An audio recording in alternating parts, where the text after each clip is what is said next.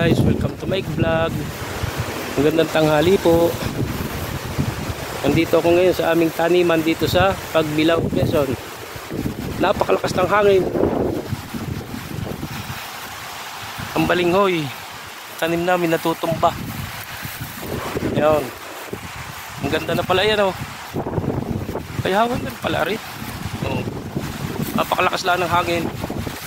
Natutumba na. Diba? Tama na. Natutumba ang balinghoy.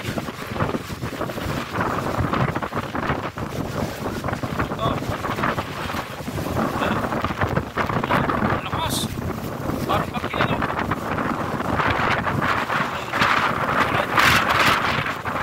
Nagtumbahan na.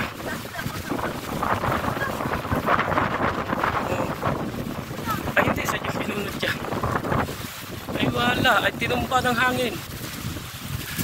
Sa sobrang lakas ng hangin, nabunot, kinuha ang laman ng hangin. Ang lawak pala eh. Thank you po. Let's go, pangpin.